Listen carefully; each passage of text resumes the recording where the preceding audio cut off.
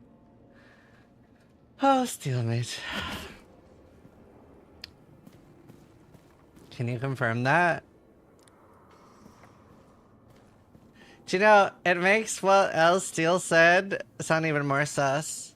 Getting fucked in the ass is awesome.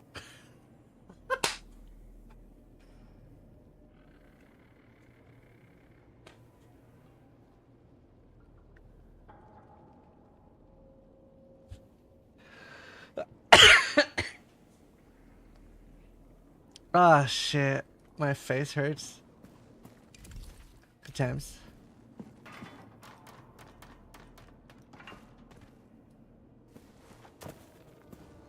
You have that on soundboard? Yeah, Vaush clipped it when Steel said it and made it as like a thing for me, so I just have it. The game looks boring as shit, then I recommend not playing it. It is that simple. What did that do?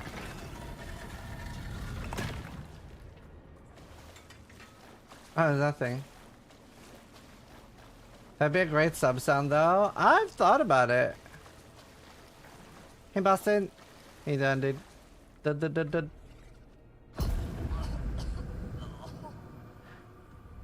I forgot you couldn't be in the water endlessly. Chat. I love you. Yeah, we have an interview in 9 minutes with the developers.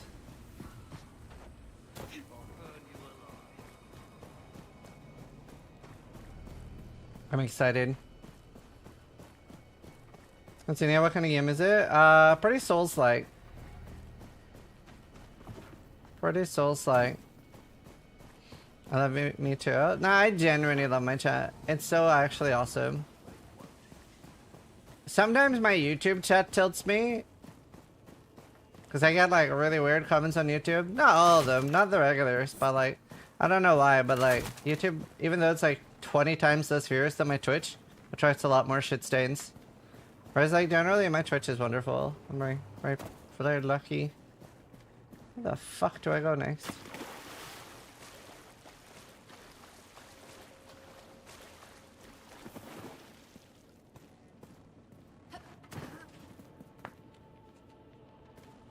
Does have a bit of a V-Rising look to it. I'm very excited for V-Rising.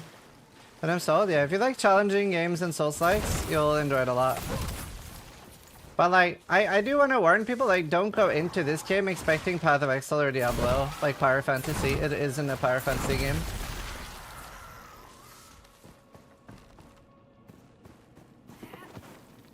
Yeah, Dark Souls has more fast travel than this.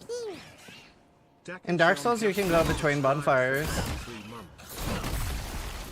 Which is what people want in this game. People want to be allowed to go between bonfires.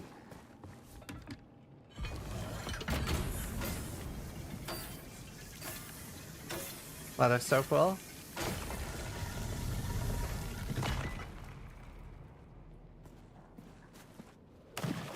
All the new stuff in reversing is great. By the way, without spoiling anything, can you answer this question? Is there a new zone?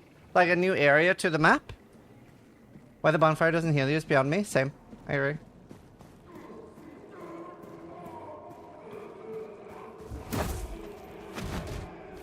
Yes? Okay, cool. So there's new bosses and stuff then. That's awesome. How many new bosses are there?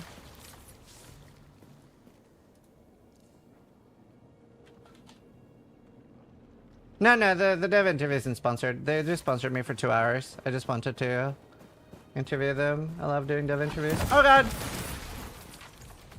Good on you for asking though.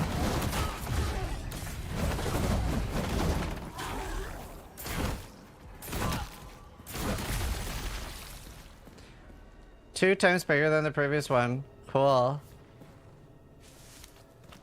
Couple of reskins? Cool. I don't mind reskins at all.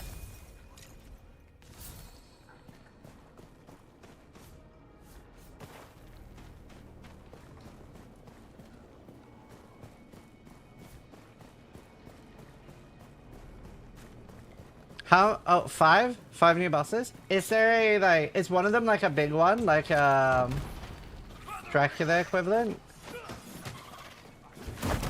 Or like Adam equivalent?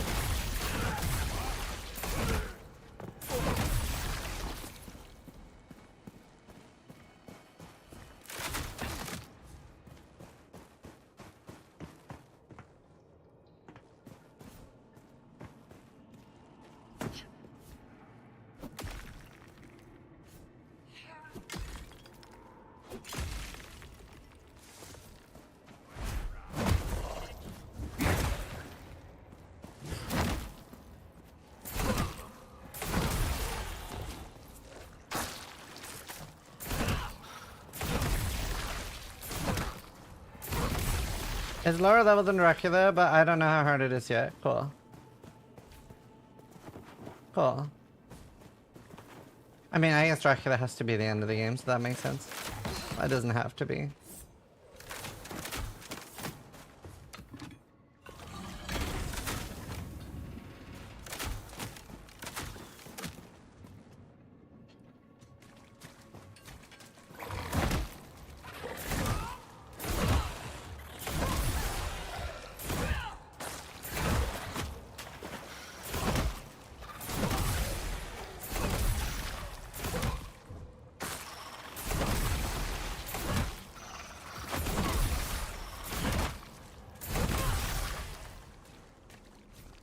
What's time zone the secret merchant goes by? True.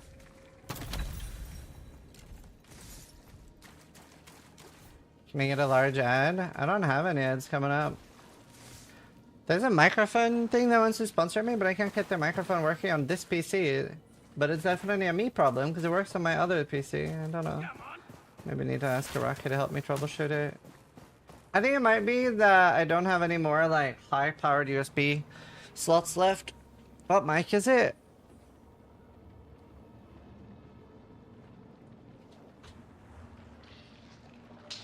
This one? A rig?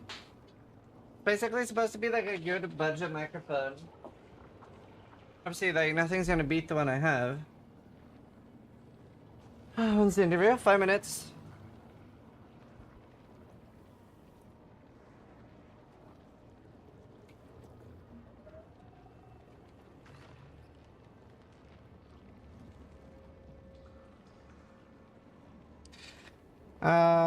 I think I'll just call now. If he's ready.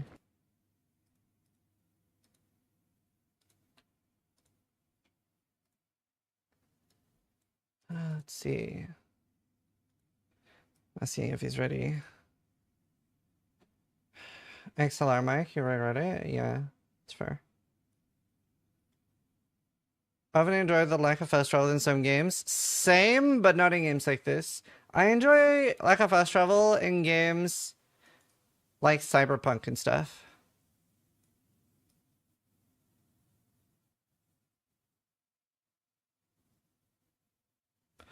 Means the world typically needs some form of shortcuts, open a gate to create a new pathway. It does have that though. This game does have that, but I still feel like fast travel is pretty needed.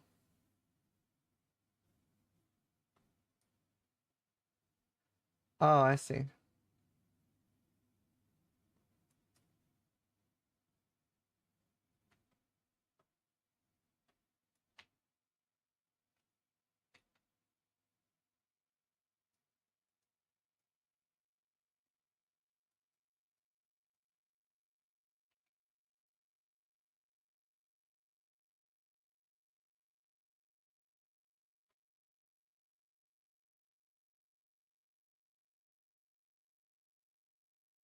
I did it. I just turned off audio for a sec.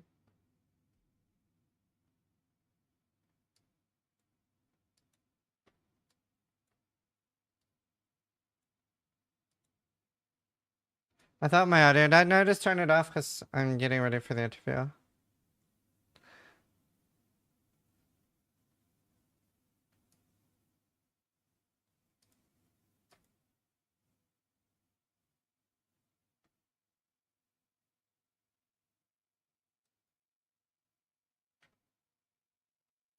Okay, I'll turn it back on for now.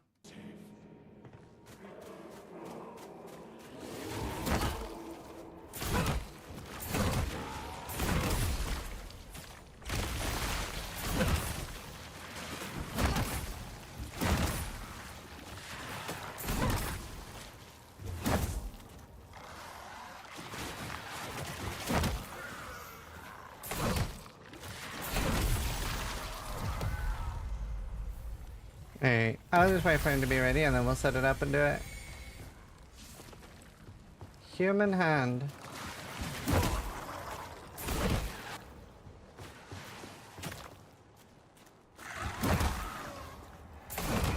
Alright, he's ready. This seems like an excellent place to stay still. Oh, it actually is an excellent place to stand still. Excellent. Let's put here.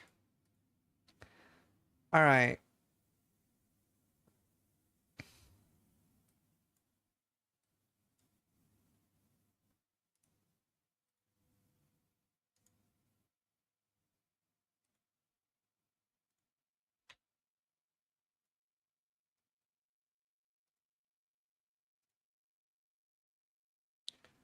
Hello. Hello. How you doing? Hey, doing good. Let's see. How you doing? I am good. I think we're all set up already. All right. Okay. All right, it's just a quick audio check first, and then we can begin. Yep, sounds good. How is audio chat on both of us?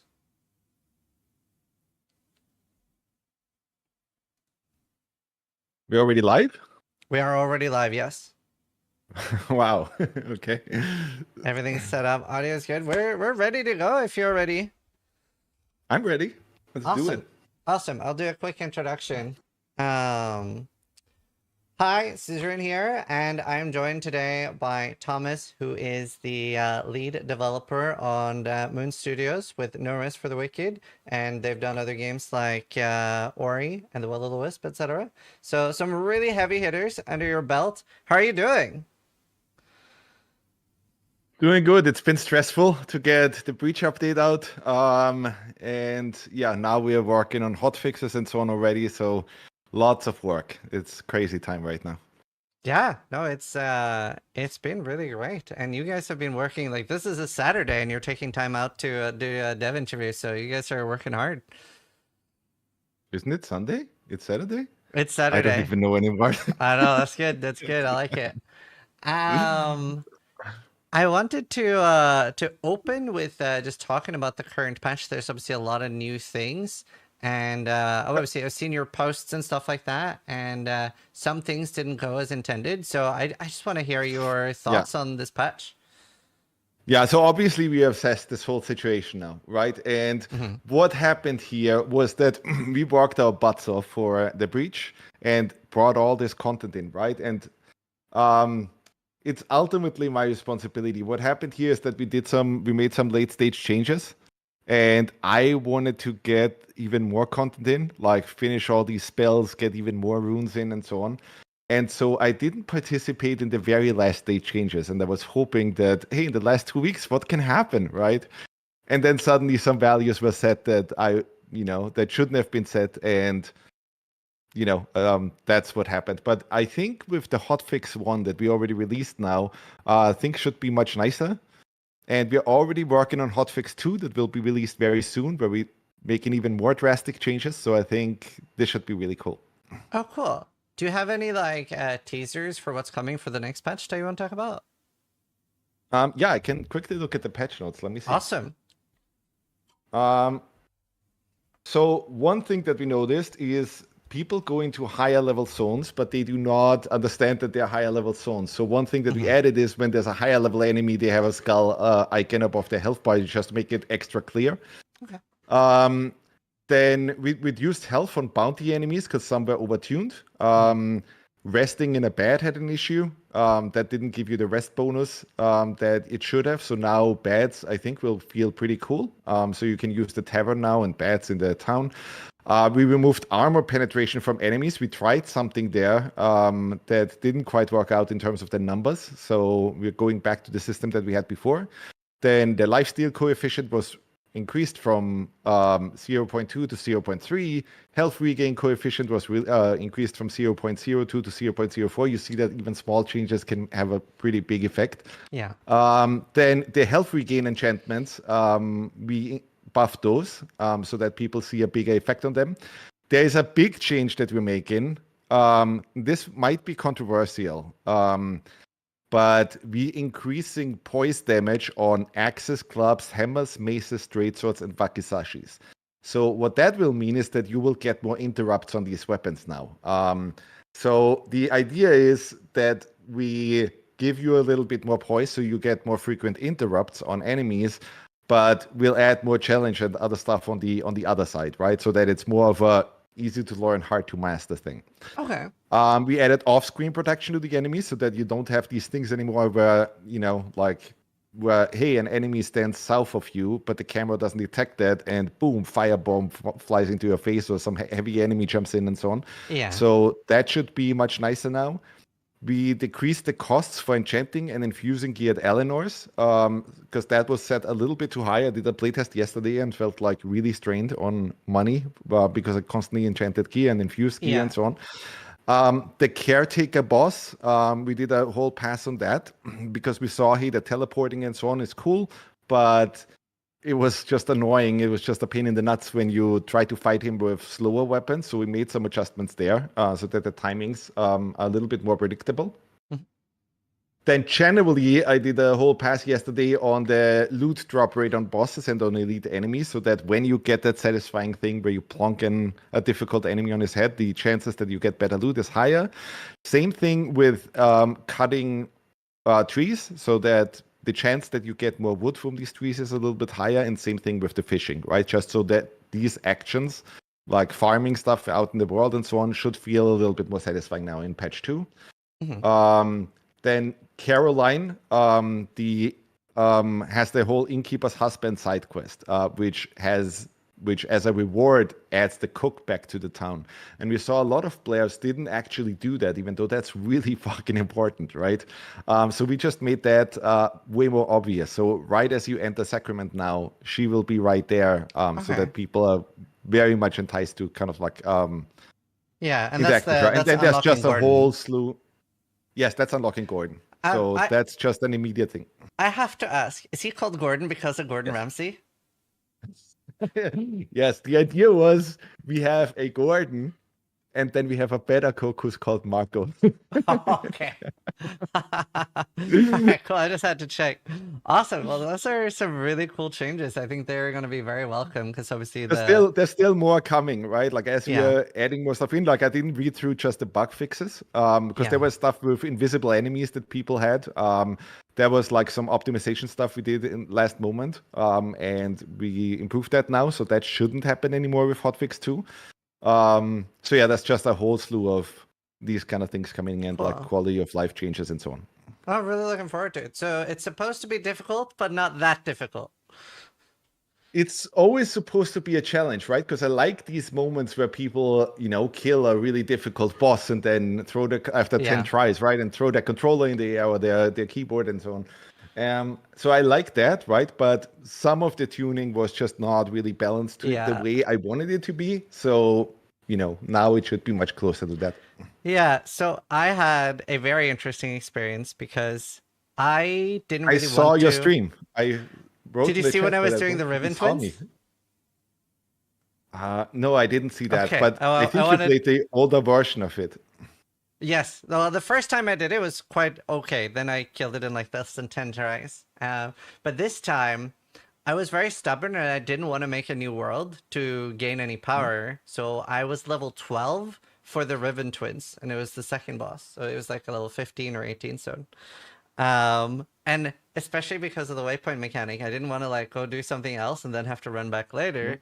So it took me 2 hours to kill the Riven Twins. It was quite an experience, and it was an experience. Well, the thing is, people love to bash their head against enemies that, even when we clearly tell them, dude, this guy is probably a little bit too strong for you, right? But you can't change that, right? Like people will just go try it again and again and again and again and again, right?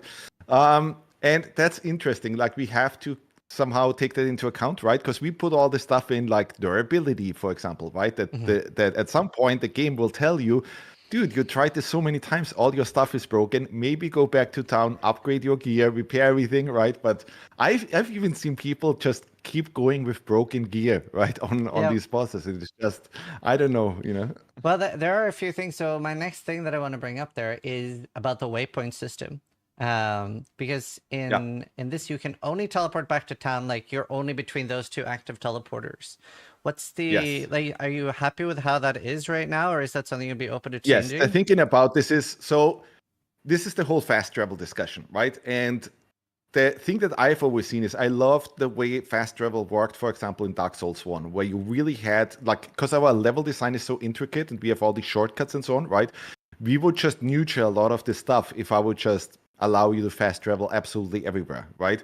And I know it's a convenience feature, right?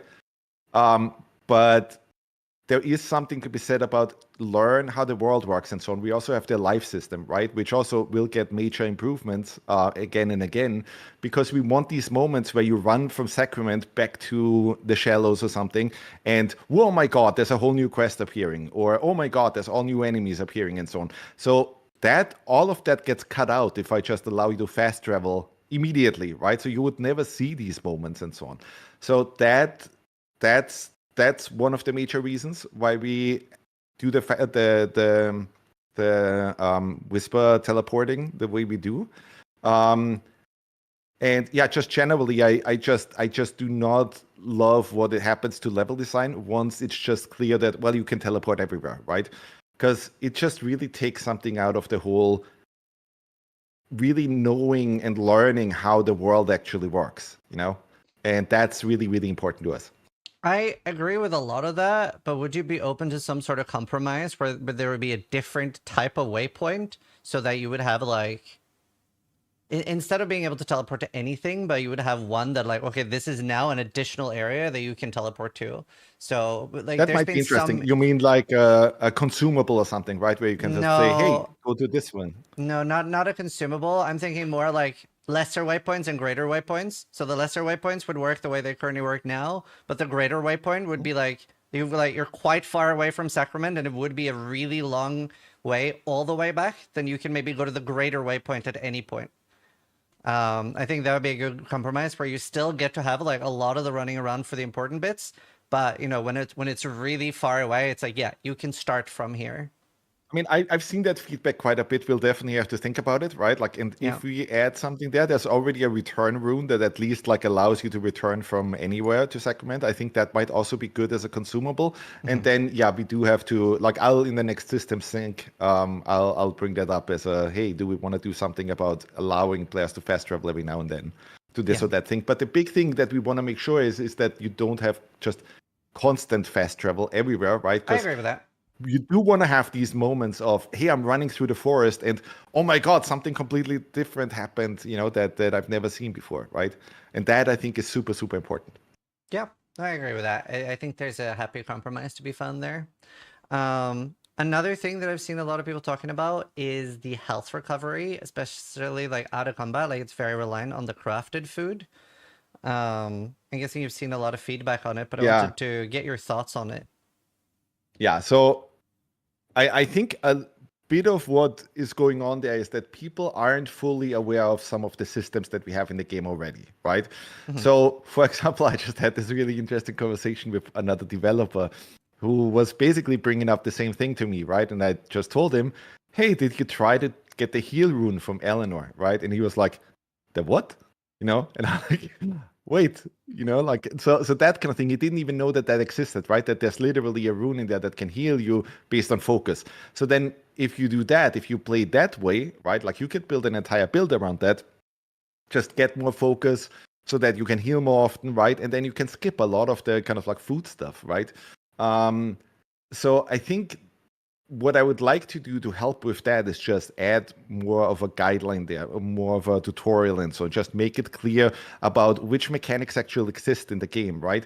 Because like we generally see people playing the game kind of in a way where they just don't understand some fundamental mechanics yet, right? And that's always been true, for example, with a bunch of Souls games. Even for Diablo, that's the case, right? How many people play Diablo and just look at the numbers, never look at their affixes and so on, right? And just, you know, just want to have fun, right?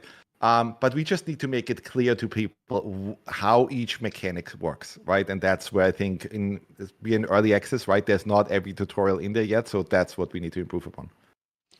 I agree with that. I had a similar experience where when I got the healing rune, it got a lot better. But I would still love to hear you talk about like the difference between having like crafted consumables versus, for example, the soul solution of the Estus flasks that Yeah. recover So every time you're at a yeah, bonfire. let me talk about that, because that is obviously a thing that we talked about a lot, right, internally. And internally we're also playing multiplayer a lot. So the Estes system, is great, but it's only great for single player. It's a piece of shit. It doesn't work at all for multiplayer, right? Imagine the scenario. You and me play together, right? We're in the Black Trench, right? You're already further ahead. You just killed all enemies in some room. I'm sitting down at the Whisper and I'm respawning all the enemies now, right? Because the Estes system only really works because it's a checkpoint system, right? It's like literally, okay, I go out there, I kill a bunch of stuff, I die, all the enemies respawn, right? So it's literally, you have to do that stretch again, right? But if you do that in multiplayer, and by the way, I mean, we even tried this with that Elden Ring co-op mod that is out there, right?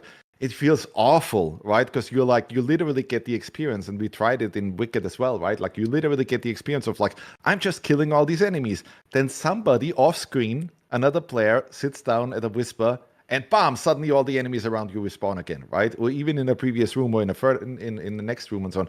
And that's just really crappy, right? So that's one of the good reasons why the Estes system, like, you can't just copy it, like, that's always the thing that I see on Twitter, right? Just copy the Estes system, right? But it's like, we're trying to make a very different game. We're not trying to be Diablo. We're not trying to be Dark Souls. We're trying to kind of like create our own mix, right? And create basically a whole new subgenre. And some of that stuff, we just have to accept that, well, people will have to learn how this stuff works, right? And we'll have to get used to these mechanics. Because I remember I was in that old NeoGAF thread in like 2009 when Demon Souls came out, right? Like the very first Dark Souls game, and like a lot of people were shitting all over it simply because, well, it didn't do that thing like that other ARPG, right? Yeah. And that's always the thing, right? Like, that's always the kind of thing. Like, if you try to do something new, there will always be a lot of people that say, but I wanted a horse and not a car, right? And we are just, okay, well, maybe get used to the car. That's fair. Have you thought about a hybrid system where you have like a baseline healing that does replenish, and then like you have consumables just being better than that? Like potions, you mean? No, like let's say that you had an equivalent version of the Estus as like a baseline that would be like a minimum type healing, so that if you completely run out of your consumables, at least you have those like the baseline to rely on. Because something that I see a lot of people running into when they are bashing their head into a boss is that they'll run out of like all their healing and they'll be like very demoralized. I don't know, Sis, how many people will appreciate a crappy heal option, right? Because they already have the ingredients. Like, a lot of people try to eat like mushrooms or tomatoes and so on during a fight. And it's just, this is not, this isn't it, right? Like, you just get not that much health back that way. And so that really never worked for us in terms of design, that you have just a constant heal that is free, right? Because it's always about these parasitical systems, right? Like, if one system is there that is kind of not great, but it feeds into that other system and overlaps, that's not really clean, That's fair. And like, are you against being able to like rest at the waypoints at the moment? Yes, because the thing that happens, right? Like, we tried this obviously, and we had this right before launch, that you could rest at any Whisper. But again, like, this is very, like, you have to look at healing and enemy challenge and so on in unison, right? So with that, what you could easily do and how you could easily exploit everything, right, is that I'm at a Whisper, I kill the first enemy, I take some damage, I go back to the Whisper, immediately heal up, right? The enemy hasn't respawned yet, right? Because that's not the time yet. And then I go to the second enemy, I do the same thing. Then I go to the next enemy, I do the same thing, right? And I just keep ping-ponging, right? And exploiting that system. So that really doesn't work properly. But is that different from, like, you can just kill yourself in the game and suicide your character to get full health, right? Which a lot of people are doing at the moment. Let's say on like 10% left, it feels a little bit frustrating that it's like it's better to just off yourself than to be able to recharge. I think that's something that we need to look into for sure. But there's also like at least like you pay a little bit of that durability cost, right? When you do a suicide. So yeah, it's pretty negligible, and you can just go back to town at the same time to repair. Yeah. So it is just it feels a little bit like an inconvenience for the sake of inconvenience, particularly with the fact that what can feel really bad is if you drop down from a small ledge, you take like 20% fall damage, and you know you're going into a hard area. You're like, do I really want to go in here like on 80% health, or do I just... There's lots of discussions that we generally had about how do we make the whispers even cooler, right? And so maybe we could upgrade them and all of these kind of things, right? And so yeah, I think we will look into quite a lot of that. So awesome. That's always the thing that I want to look into, right? Not just, hey, can we add this one feature there, right? But just, can we add a whole system to this, right? Can we make this really interesting, right? So that people care a lot more about the whisper, so that it's not just, oh, this is a thing where, you know, it checkpoints me and then it allows me teleports, right? What else can we do to make it interesting, right? And what else can we do to kind of like even just have people invest into it, right? That to me is interesting. See, that sounds really cool. That made me think that it would be cool if at a Whisper, I can maybe have a consumable or something that I can put into the Whisper to force like a fight, and then empower the Whisper to give like passive regen or something. Exactly, right? Really that would be fucking cool. Yes, exactly. Or that you could burn something at a Whisper and then some crazy boss appears, or any of these kind of things, right? That sounds cool. I like that. The next thing is a personal pet peeve of mine, and I don't know how to explain it properly, except sometimes I feel like games focus so hard on like immersion. With this is particular when like you're inside a dungeon or you're in a mountain area and you see like a large part of the mountain like obstructing the screen behind me because I'm like slightly in front of. Is there any chance that you could just improve how quickly things fade out? Because like for me personally, like, oh, it's so frustrating. No, for sure.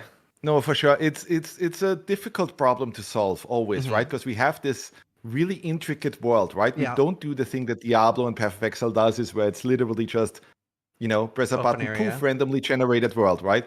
Because we really want intricate level design, right? We want you to explore every nook and cranny. We want you to be really satisfied by like, hey, I climbed up these rocks, then I jumped onto this crane, and then from there I jumped onto this cliff, and wow, there's a special chest over there, right? So you will never get that right now with current tech, right? With procedural stuff. And that makes it like that makes it really difficult because everything is just, you know, top down, but at an angle. But then you have, you know, sometimes like really big things to the south. Yeah. And now the camera is colliding with it, right? So there's already things that we discussed. This will get better for sure. Like we already looked into a lot of this, and there are solutions on the plan to solve a bunch of this stuff. Nice. That's good. I'm very excited about that because it's, very frustrating. Another thing I've seen a lot of discussion about is durability, but particularly when it pertains to tools. Is that something you'd be maybe open to removing from the tools? Potentially, yeah. So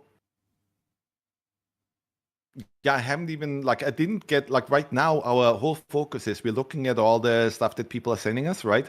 And then we're prioritizing it based on feedback, like how often do people have issues with this or that and so on. And then that's just how we're attacking the issues, right? So tool durability wasn't all the way up there yet. I'm sure things will change now after hotfix 2, after, you know, this set of stuff is fixed, you know, like that will shift again. But in general, the way I always want to see it, right, is that I want to squeeze the shit out of every system that we have.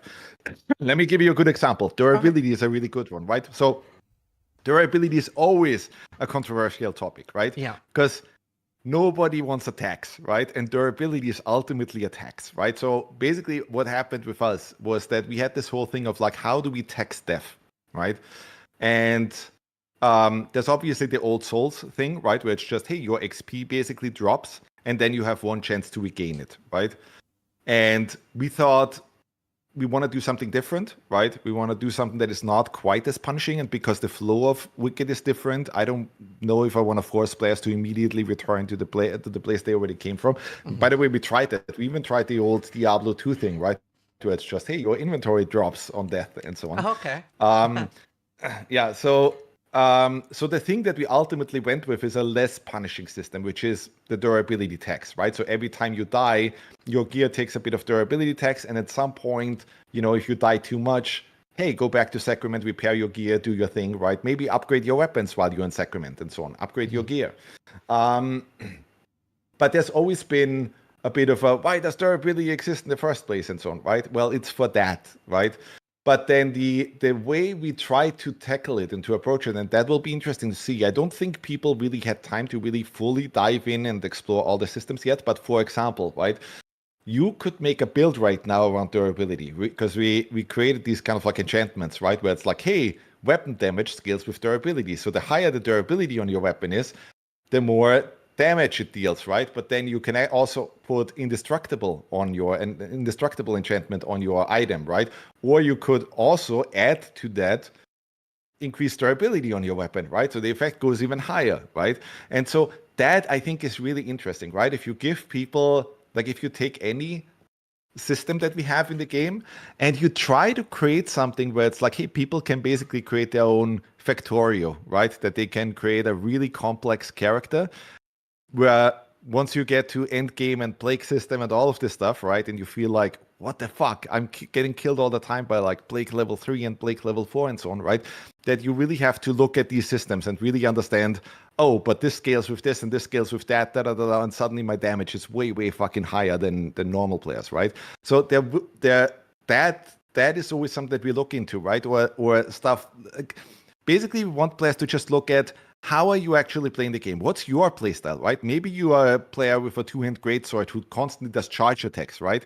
Then it would behoove you, well, get a bunch of these charge attack enchantments, right? That you get health back on charge attacks, or that you get more focus, or that you deal more damage after a charge attack, and those kind of things, right? So that people can create really intricate builds around a specific playstyle, right? Because that's the thing that I really love about Wicked, that I don't think you necessarily get that much in a lot of ARPGs, because the playstyle a lot of times is like piano, right? Like I press 1, 2, 3, 4, and I spam that, and I just clear screens, and I don't really think about what I'm doing, right? But in Wicked, if you don't think about what you're doing, if you don't react to what the enemies are doing, you are dead, right? Like, and so that, I think, in terms of like builds and enchantments, is always the best thing to do, right? Like if we have something where it doesn't quite work yet, or people have some concerns, right, I would like to flip it around, right, and be like, but maybe we can do something in a really interesting way. I think Nintendo did that really nicely with the new Zelda game, right, where people complained about durability, and then they were like, oh, but what if you could merge one weapon with another, and that increases the durability again, and you get a whole new weapon and so on, right? I think that approach is always really, really interesting.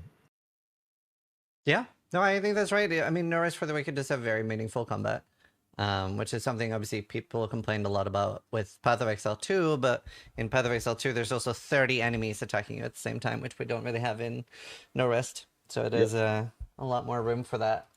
It's just completely different games, right? Like I do see these comparisons. And by the way, that is something interesting to discuss, right? Because I think a lot of players right now want No Rest for the Wicked to just also be Diablo, or also want it to be Dark Souls, right? And we're kind of trying to not do that, right? Like we want No Rest for the Wicked to be No Rest for the Wicked and have that be okay, right? Because obviously the very first way, like it's easy to just go in and just have your expectations, right? And be like, but I want this to be Dark Souls, right? But it's not, right? And it takes people some time to really get used to a whole new formula, right? But then once you get used to it, you might just like it. It is very different. I'm actually really curious. How do you feel about the term ARPG? Because I feel like there's so many games now that are, and like, I was talking about this on stream. There's even, I don't know what the actual like way to phrase this is, but there is a difference between ARPG and action role-playing game for a lot of people, right? Like a lot of people consider ARPG like Diablo or Path of Exile versus like action role-playing games, things like Dark Souls. It's just a really weird term, right? Because action role playing game, like what that means is just a role playing game, but with more action focused combat, right? Yeah. So theoretically, there's a lot that falls into that, right? Dark Souls is, if you look at that, Dark Souls is very much an ARPG, right? Like you have all your RPG stuff in there, and then it's extremely action focused, right? But what it really, like what a lot of like hardcore gamers assume now is that ARPG means like Diablo, right? Yeah. And that's what it meant for a long time, right? Because basically what you had out there was that, hey, Diablo paved the way, right? It kind of like created the modern ARPG, and then everything just ripped it off, right? If you really look at it, Titans, whatever quest or what's it called? Titan Quest is basically a Diablo ripoff, right? Path of Exile very much started as a Diablo ripoff. That was literally Chris Wilson going, I want to build another Diablo 2, right? Yeah. And they're all very much Diablo ripoffs, which, by the way, isn't a bad thing, right? I'm perfectly fine with developers copying a certain formula and trying to improve upon it, right? That's what happens in art all the time, right? That some musician like really likes a tune of a song and then does something new and so on. So I don't think that's a bad thing, but I don't want to get stuck in that, right? One of the main reasons why we made No Rest for the Wicked is because I looked at games like Diablo 3 and Diablo 4 and so on, and Path of Exile, and I agree with David Brabik on this, right? Like I think that formula got insane, right? Like, so I think when you look at Diablo 2, right? I think Diablo 2 from 0 to level 80 or something is what the game should be, right? Or even a little bit lower is what the game should be, right? And then because it's stat based, right? And it's all maths basically, right? It just becomes fucking crazy, right? Like then you really get unlimited this and unlimited that, and you just spam mechanics left and right? And I don't think that's what, for example, Blizzard North, if they would have still existed, right? I think they would have made a very different Diablo 3 than the Diablo 3 that we got. 100%. Simply because the design sensibilities were so different, right? Yeah. And we are trying to do that. We are also very much falling into that corner, right? Where I don't think it's the best experience to just clear screens with one button, right? And just spam attacks and so on, and just see tons of big numbers coming up, right? I think there's a better thing that we can do, and that better thing is make the combat more meaningful. Don't just have it be spammed like crazy. And by the way, I find it super interesting that the folks from Grinding Gear Games are trying to do the same thing, right? I think their challenge right now is that they don't have an animation commit combat system.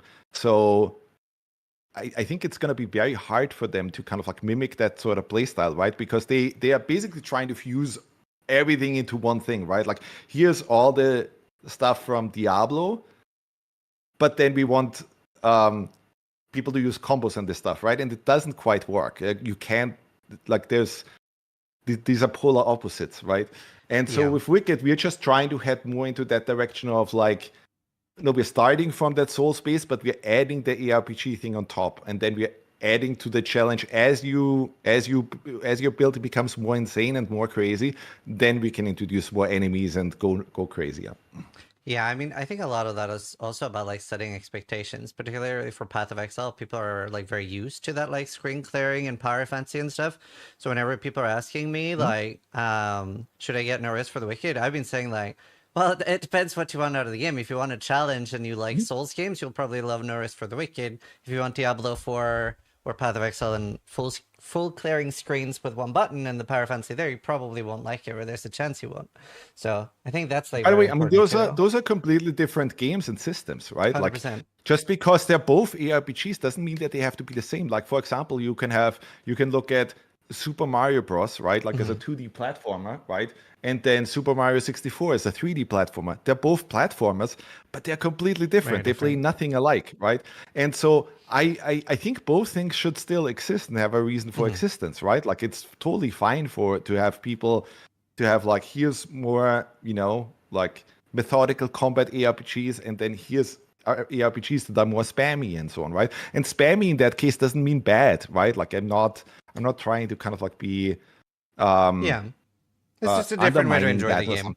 It's just a completely different way to play the game, right? And both are totally fine. Yeah. No, 100%. I have a really curious question about how you want players to approach the world. And this is an issue I ran into too, especially before the fix with running into the nameless pass. And Yeah. it wasn't necessarily super clear where to go, so I just was brute forcing the nameless pass.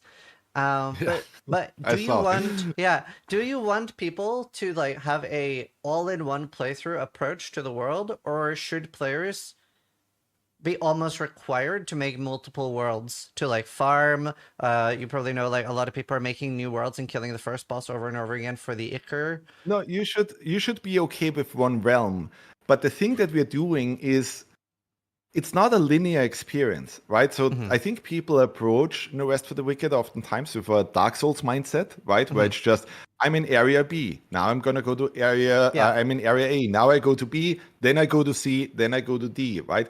And what we are doing, and that is still a bit alien to people, right? Yes. Sometimes, is that especially to new players who just come in, who only played Souls games or Diablo or that kind of thing, right?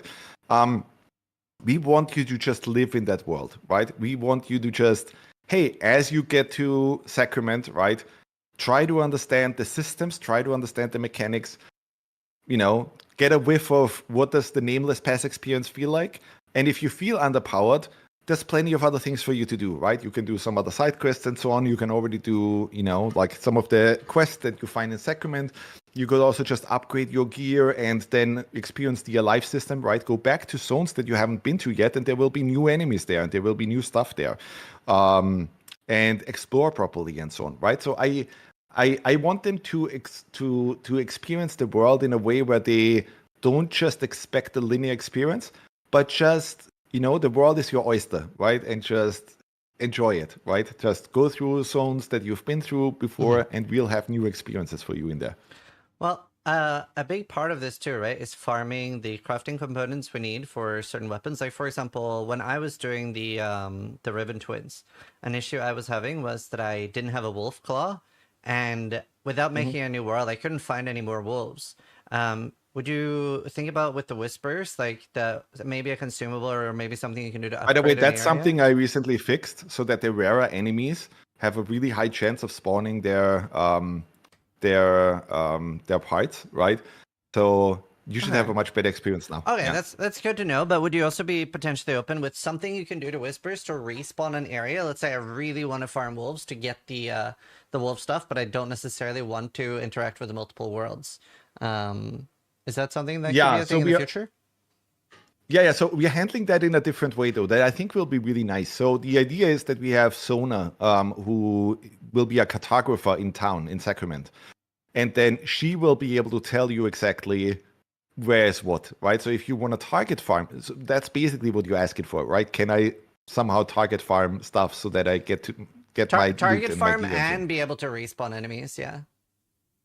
Yeah, so that's what will happen on Sona, right? Like that will be the cartographer thing where you just get, like, hey, I want to get a certain thing, and then you pay a little price and she tells you exactly, hey, this faction has taken over this place, or these enemies have last been seen in this area and so on, and then you can target farm. The other thing that we're doing is that we have a huge plan of adding not skill trees, but we have this soft class system, right? And I wanna, like, I already have a design on paper. We haven't integrated it yet, but I wanna make sure that people have a much clearer understanding of what are the classes that you can actually play right now, right? Because when I design the weapons and so on, I have a very specific idea in mind of like, hey, this would be for a warrior build and so on, right? But right now, what's the issue is in the game, you don't necessarily see that, right? Like you just need to do a lot of trial and error and so on, right? Yeah. And the other problem is like we're changing things so fast that even the wikis don't get updated as fast, right? And like people just don't have that information yet. So it takes time to really fully understand the game, right? It's not a solved game at all yet, right? Like, and it takes time for people to really grasp that. Like that, hey, if I want to build a really cool fucking paladin build or something, right? What do I actually have to do? Which weapons are available? Which runes should I use, right? So that's something that we'll have in there, right? So that you can actually, see, hey, here's this certain class. we don't ask you to choose that from the start, right? But if you want to head into that direction, right, here's basically what you can do, right? Like, and here's the skills that you pertain to that, and so on. That's something that's coming. And with that, also we'll have factions in town, right? So you can join a certain faction that will then also help with target farming, right? So if you want to be some warrior thing, then join the Warriors Guild, and then, you know, like, you will have an easier time farming these materials that you need and the gear that you need and so on. That's the idea. Cool. Obviously, a lot of other games have things like Path of Exile has ascendancies, and you have like more strict classes in other games. Have you ever thought about having some type of like inherent character power, like a subclass like that, instead of just like the stats and the weapons? There's a separate thing on top of that class system thing that I discussed, where that handles the ascendancies. So yeah, that's also part of the 1.0 plan. Oh, cool. Very interesting. Looking forward to that. Yeah. The idea is basically that you perfect your build, right? That you try to get to your perfect build. But then another door opens and it's like, oh my god, but now I could create this thing, right? That I could combine this build with that one and create something completely crazy with like this whole new set of weapons and runes and so on. That's very cool. I'm super excited to hear that. Another thing as well that is hugely sought after is multiplayer. And I heard rumors that multiplayer is coming like soon. Is that true? So we are already working on it, obviously, right? We've always worked on multiplayer. It's just, like, we want to deliver it in a way that I've never seen before in an ARPG, right? Because let's discuss that real quick, right? How multiplayer works in ARPGs right now. To me, like, if you look at the history of that, right? Like, multiplayer was kind of hacked in Diablo 1, right? Because there's this funny story, like, I saw some GDC thing from Dave Breivik, right? Where he was like, and Diablo 1 is coming out in 6 weeks. And oh, by the way, I don't have multiplayer yet, right? And they sent someone over who made multiplayer work. But it's this whole thing of like, what's happening right now in Diablo and Dark Souls is that multiplayer is literally just somebody hosts a session and some guest joins temporarily, and that's it, right? Mm-hmm. And then once the host leaves, bam, you get kicked off. And then all this stuff that you did is basically, hey, you have to redo it on your server again, right? Yeah. And so the way we approached it that we thought was really interesting is that I want that feeling of people almost like playing a D&D campaign, right? That you really build something together if you play multiplayer, right? So that you would start a realm, then you would invite me and other people, right? And now we are owning that realm together, right? So that even if you go offline and you're already tired, right? I could still keep farming, and then you would see the changes that I make to the realm. Mm-hmm. The next day, right? And maybe I found some really good gear, right? Like, I play a mage, you play some warrior build or something, and I found some really cool greatsword, right? And I leave that in a community chest. I take a snapshot, I send it to you. I'm like, hey, that weapon could be great for you, right? And then you wake up in the morning, you go back to the realm, and oh, that weapon will be there for you, right? These kind of things, cool. That there's really a community feel, and hey, we built something together and we own this thing together, right?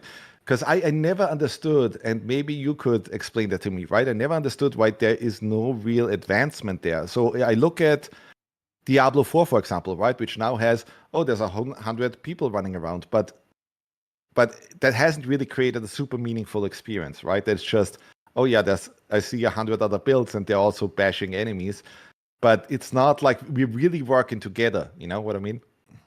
It's interesting because I think in ARPGs like Path of Exile and stuff, there's always pushback against multiplayer, where sometimes people have asked me in the past to ask like the GTD devs, like, will there ever be like multiplayer dungeons where you need 2 people to do a mechanic and stuff like that?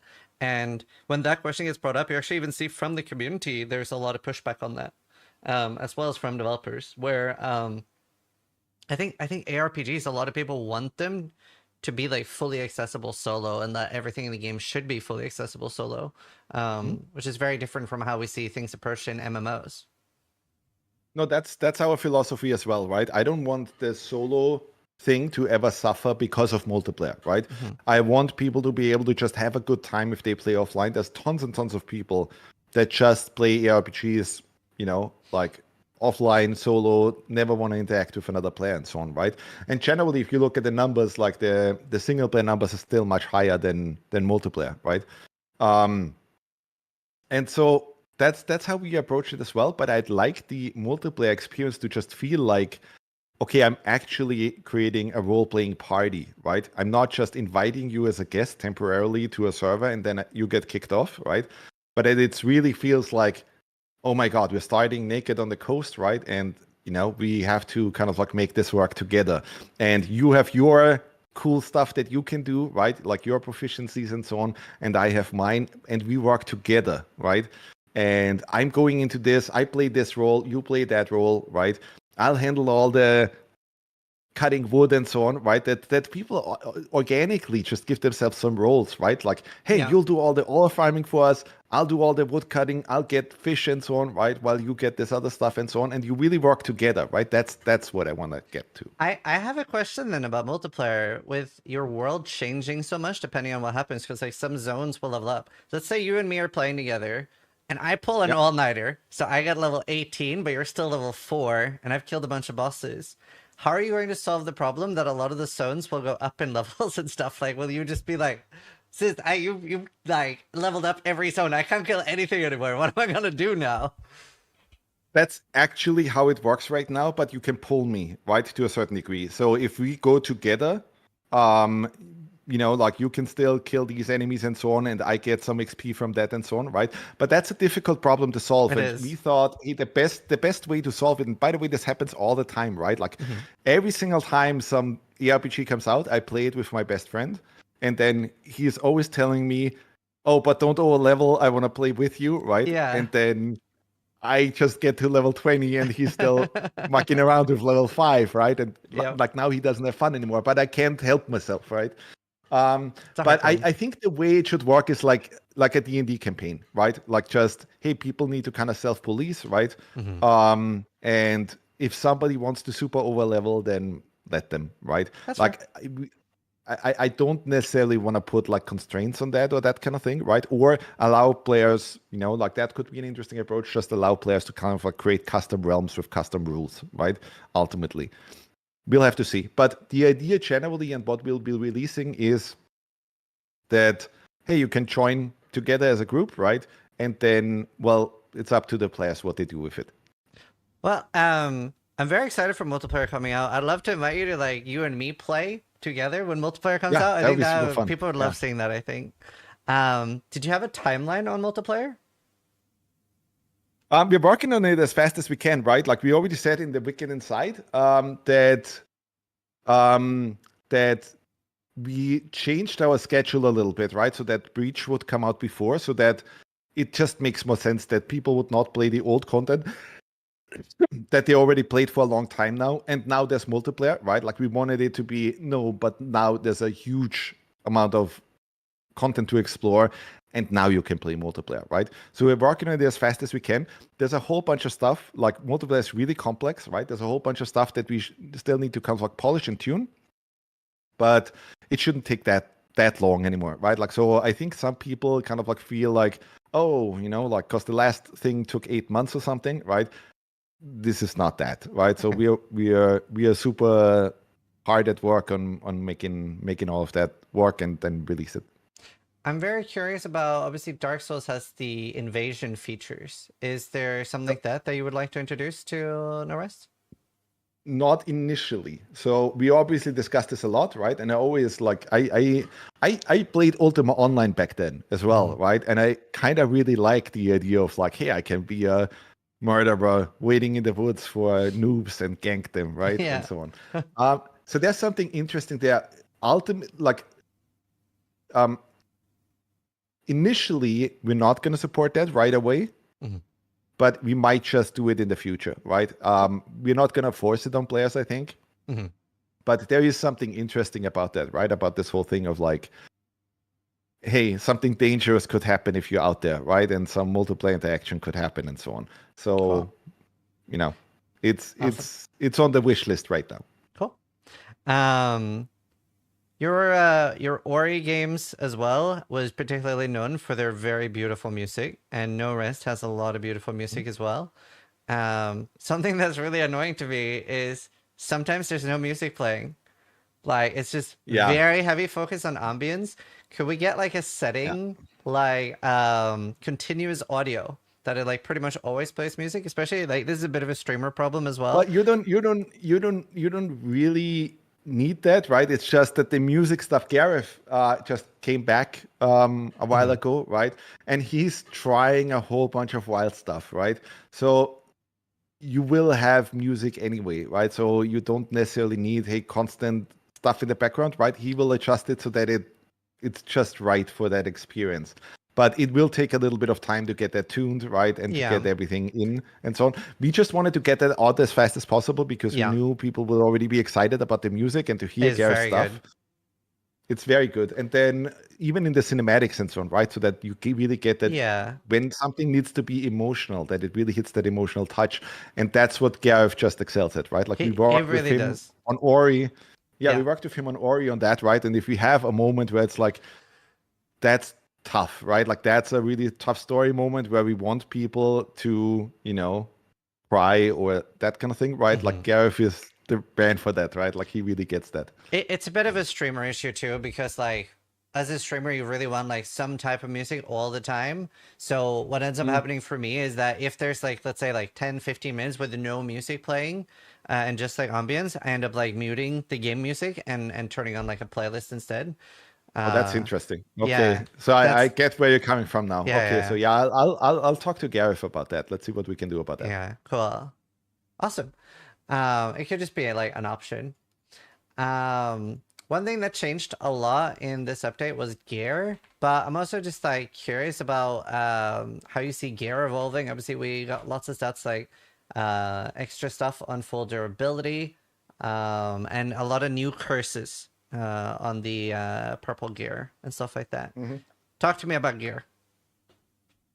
Yeah, so obviously we've seen the notes that some curses are just way too brutal and so on, right? We already did the Fallen Ember thing, right? So that if some curse really strikes you as like, I don't want to play this way, right? Like this does nothing for me, then you have a tool now to get rid of it, right? So you have the Fallen Embers now to play that way. But this just requires constant tuning, right? This is one of the things where it's just we need to get it out there into people's hands to see which effect really works and which one doesn't, right? And I mean, that's why we are in early access, because this is the kind of stuff where it's like you could never in a million years tweak that with just your development team, right? Because once you give it to a million people, they're all going to have a very different experience. There's also RNG in there and so on, right? It's too much. So we will constantly be fine-tuning that stuff for sure, right? Just to make sure that, like it needs some tuning to get it just right. It's like seasoning food, right? It's like, hey, if it's a little bit not salty enough, you need to add a little bit of salt, then you need to do this, that. That's how we see it. And then we will adjust the whole enchantments list and so on and add cooler things and add more stuff and more diverse effects and so on over time anyway. So I think that'll be really interesting. The thing that I would like to caution though is that a lot of times, right, like you might see a curse or something that looks like, oh, that's crappy, right? And you don't ever want to play that way, right? But then think about all the other enchantments that could drop. So I'll give you an example, right? There could be one where it's like, hey, your durability is cut by 50% or something, right? That's a negative curse. But think about maybe like getting a curse of like indestructible, right? And suddenly, like those things combine together, right? So now you have an indestructible weapon. The curse doesn't really apply anymore, right? So it gets canceled out. But now you still have the strong enchantments from the plagued enchantments, Like, so it's that kind of thing where it's like, hey, it really takes some time to really understand how all the systems work, what enchantments actually exist in the game, how do you really, squeeze everything so you get the last percentage points out of it, right? And that will take some time for players to really discern. Well, on that note as well, do you want to add like more crafting, like turning blue items into purple and stuff like that? Or how do you want to balance players finding loot versus crafting gear?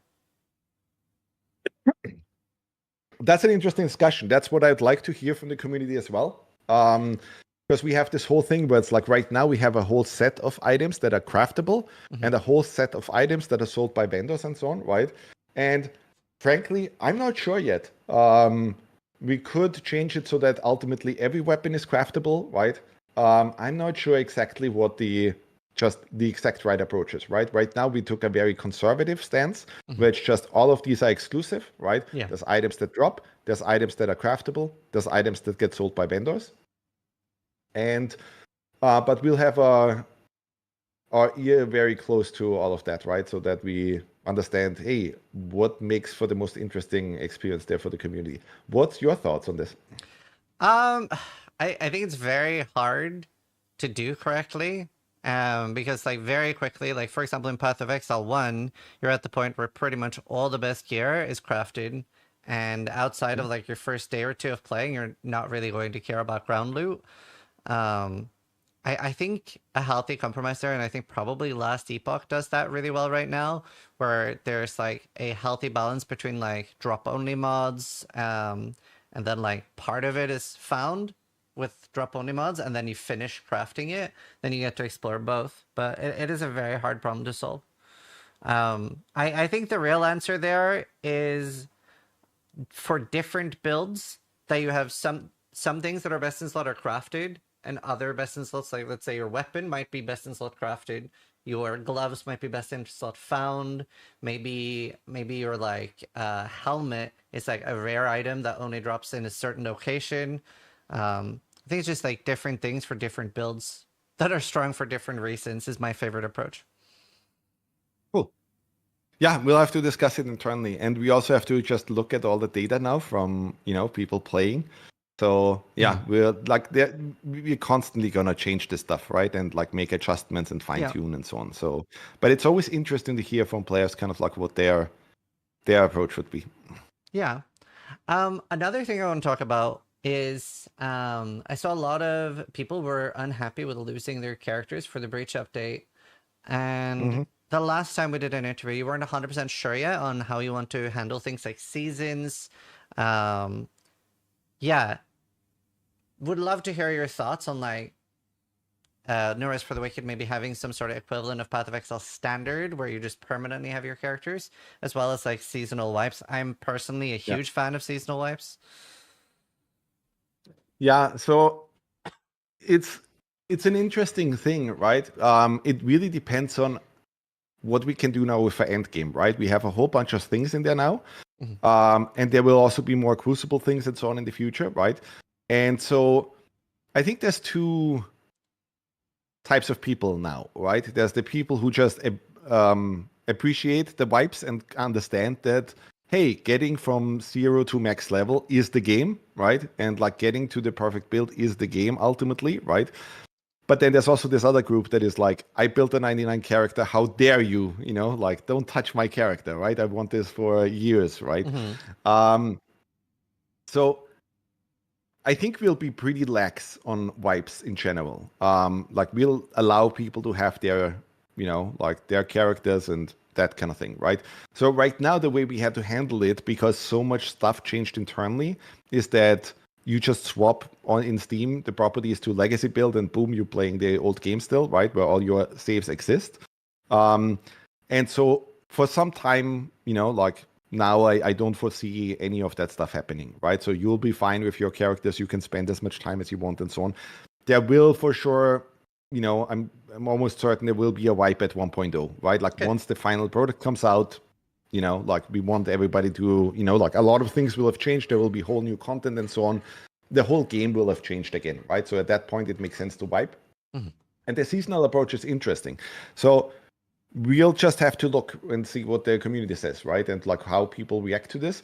I do think it's very interesting, even just from a design perspective, to just give people a little something, right? Every now and then, where it's just, hey, you can play the game in a different way. Because that's really just what the seasons do, right? Yeah. It's just like altering some things, adding some new feature, something that allows you to play the game in a different way, right? Similar to what people now do with randomizers and that kind of thing, right? And I do think that's interesting. Like, why not add that on top, right? Yeah. Cool. Awesome. I'm glad to hear you're saying there's got to be a wipe at launch. I love when there's like nothing carries over from the early access to launch, so that's good to hear. Another thing I saw pushback on was time gating. Obviously, like some of the things can be like 3 hours or more to build. What's your thoughts on that feedback? So obviously that has always been controversial, right? And we said in the Wicked inside, like we'd like to hear feedback, right? We actually now did see some positive stuff about the timer gates as well for the first time, right? Which was nice to see. But I think that is also part of that is also that whole feeling of like, hey, some people feel like they have to fire through the game as fast as possible, right? And just go from location A to location B to C to D, and then just have finished the game, right? And what we really want to build is a game that you just live in, right? Where it's just, hey, every day I'm checking out my Wicked stuff, right? And I'm logging into the game, and it's fun, right? I just, do a little bit of here, a bit of stuff here, and a bit of stuff there, and get loot and get my kick out of it, and that kind of thing. And so the time gates and so on, the idea was that we'll always have things like that similar to seasons or something, right? Where it's like, hey, the game changes over time. And as you come back, there's whole new things happening and there's new things going on and so on. The other thing that we already added to alleviate that a bit was the Danos project, right? I don't know if you've seen that, but you can start a Danos project so that when you do that on the first one, it already reduces the timers by like 25%. The second one again does 25%, and the third one again does 25%, right? Yeah. So if you have an hour of something on wait, right? If you get the third one, well, it will be down to 15 minutes, and 15 minutes is almost nothing anymore. When you run around in Sacrament, you upgrade, you do your thing, those 15 minutes will pass pretty quickly. So yeah, we'll have to just have our feelers out there, right? And just see how do people approach all this stuff. I think particularly what I saw a lot of pushback on was like the vendors only resetting once every 24 hours. Especially like if you're a little bit stuck in a place or something and you do need a little extra hand, it can very easily just feel like, okay, I'll just come back tomorrow. Right. Yeah. So yeah, that's obviously something like we just constantly need to see how does the community react, what takes too long, what doesn't, right? And so on. And ultimately the goal is just we want that experience where every time you log in, there's something new. Something has changed. Something is happening, right? Something new is going on, that kind of feeling. Cool. Ori, or not Ori, Norris for the Wicked's art style is so unique. How was like, especially like the characters and everything, like where did the design start here? Well, a lot of this comes from Michael. He's our artist, right? Like our main artist, one of our art directors, right? He just has this insane style, right? And I saw his portfolio years ago and was like, oh my God, wouldn't that be great to kind of like make a game that looks like this, right? And I just love his mind, right? Like every time I give him something like, hey, could you come up with some enemy that is this, right? Like literally hours later, he's like, he comes back with 6 concepts and it's like, it's the coolest stuff you've ever seen, right? So That's very cool. I just love his work. And our goal has always been at Moon, right? That we create games that don't age that quickly, right? Because we've never seen ourselves, like we started as a really small indie studio and we've never really seen ourselves as like, hey, we should compete on the tech front, right? With games like, with studios like Naughty Dog or something, right? Because that's a battle that we would lose, right? And what I'm seeing all the time is you see games that do that, right? And they look really cool for now. And then in a year or two or something, when the tech has gotten better, they look really dated, right? Like I remember when I played Uncharted 2 the first time, I was like, man, this looks amazing, right? And if you look at it now, it really doesn't hold up anymore, right? And so every time I go to a museum, right, I'm like, oh my God, look at that fucking Caravaggio painting, right? And that's fucking 500 years old. And it still looks amazing, right? So our approach was always, we want our games to look like paintings come to life, right? And that's how our art direction, our art style, everything kind of like moves towards that, right? We want it to really look like paintings. So that you don't see the CG-ness and polygons and all of that, right? So that it really just looks at what's the composition here, right? What about colors, right? Like how does everything look? Does that actually look appealing, right? Instead of just taking the tech approach of like, hey, everything has to have super high polygon models and that kind of thing, right? It's more about no, what is the play actually like? What is that image that we're producing? What does that look like? Yeah, I mean, it shows is very beautiful, and I like the little like extra touch of like when you're standing on a ledge, the camera just like pans out and shows you the world, and I was like, Right. oh, that's nice. I love that. A lot of times these vistas are cool. And by the way, this is even cooler in multiplayer, right? Because a lot of times you will see, oh my god, here's this vista of this bridge over there, and suddenly you see your buddy fighting some boss over there, right in the distance and so on. That's super cool. Or we had one thing where it's like, hey, in one area in the game, you see all the way into another city, right? And you literally can see like miles and miles, people running around in that city, and like you see the other multiple in multiplayer and so on, other characters running around there. That just, for some reason, it creates this sensation of like, I'm looking across the world and I see these small people, and you're in voice chat with somebody. Oh yeah, I'm going to this vendor right now, right? And it's like you literally see what they're doing all the way over there in the distance. That's really cool. I love that. How many people do you think you're gonna allow in one world in multiplayer? Right now it's 4 people. Okay, so cool. We have this whole thing, like we basically asked ourselves, how many people would you play continuously with every week or so, right? And for most people, like that's not more than like 2, maybe 3, maybe 4 people at best, right? Because it's really hard to find like a group of 10 that you play together all the time, right?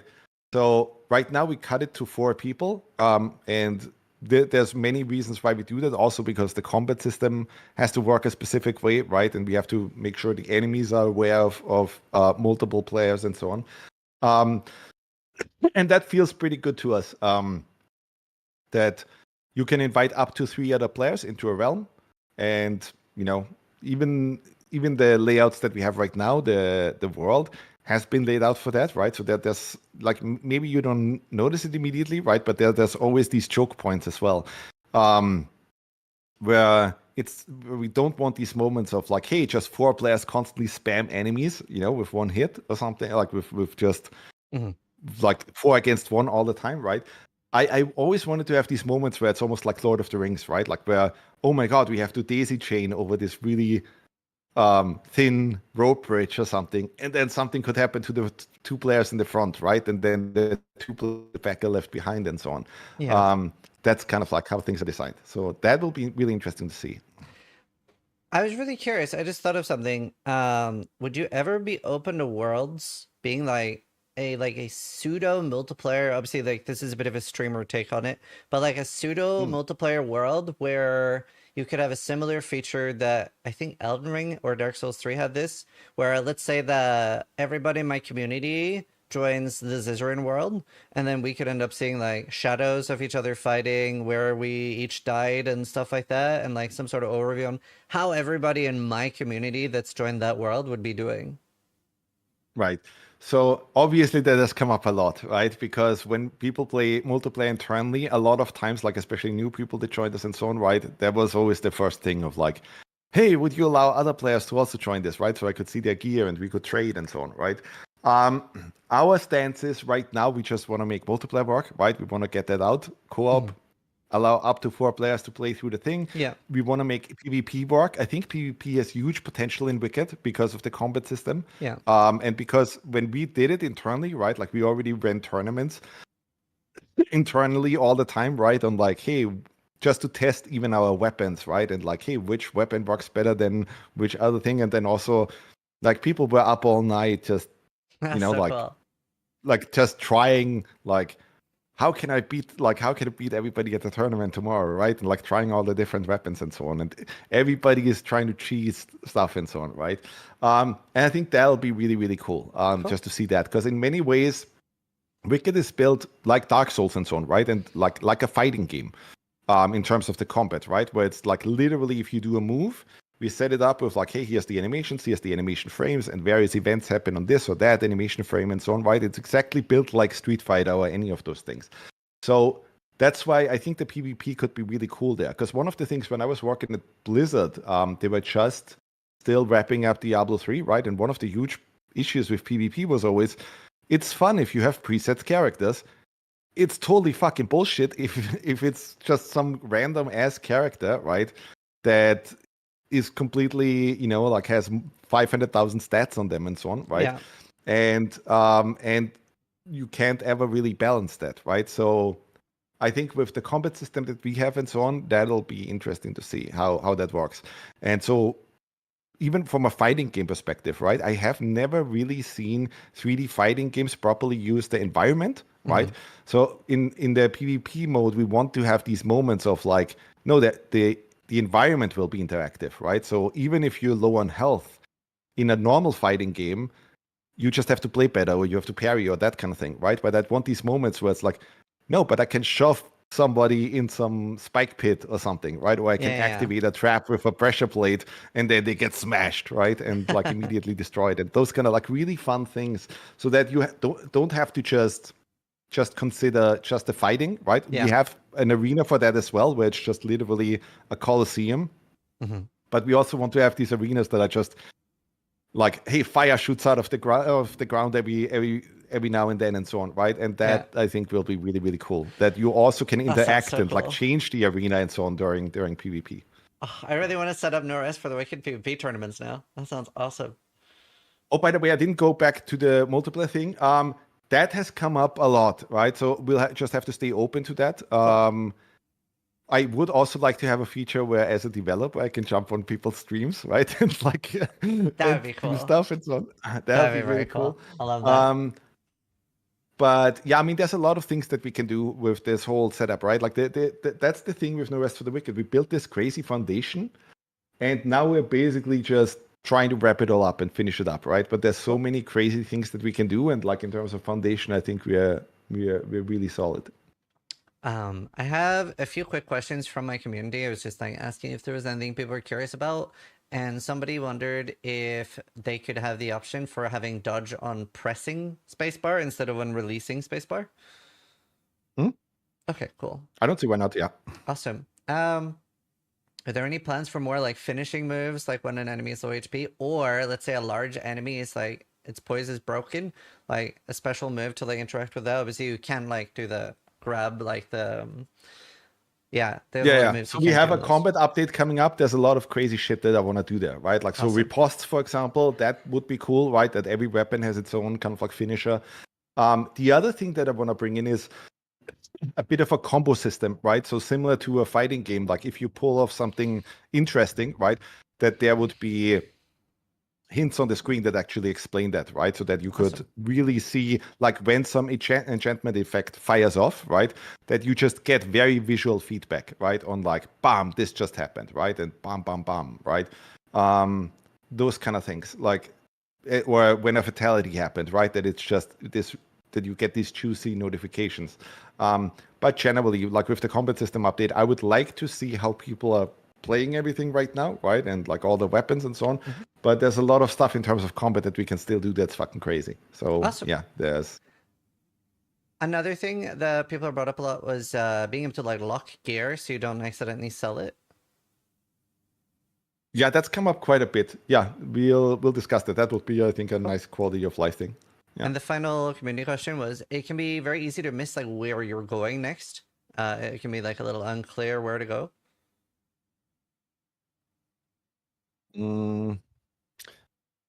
We have to see. So this is always the thing, right? With that, we don't want to fall into that thing of like, a lot of times, and I'm sure you noticed that, right? Like when you play Diablo or those kind of things, right? A lot of times you really turn your brain off and just zoom out, right? Yeah. And just follow a path on the minimap, right? And we don't necessarily want that. We want the thing where, hey, the quest details tell you already, give you a description, right? Like, oh, this particular, I like that some quest would be, oh, I stored that, treasure chest between those two trees in the south of Orbanglades, and now you have to look for it instead of, oh, now there's a golden path that leads you exactly there, right? I think that's more our approach, right? That it's just, we don't want to do that. So Steel Mage is not getting yellow paint telling him where to go. I don't think that's the approach that we'll take. Yeah, we want you to really, similar to the combat, right? We want that to be methodical and you to think about it. And similar here, right? Like if there's a quest, just carefully read what the quest says, right? And so on. and try to figure it out, explore, right? Like just again, the world is your oyster, right? Try to just really, figure it out. Awesome. Well, my final question then is, with the Breach update is out, what comes next, and how long do you think it'll be now between updates? I think it'll be a much shorter time frame, right? So what happened with Wicked is that we released updates like a machine gun, right? Initially. And then we got into this whole thing of like, hey, we released a Crucible update, and our publisher called us up and they told us, hey, we won't exist anymore very soon, right? And suddenly we were like, holy shit! Like we really have to make some insane changes right now. So that took a toll, right? That cost us quite a bit of energy and time and focus.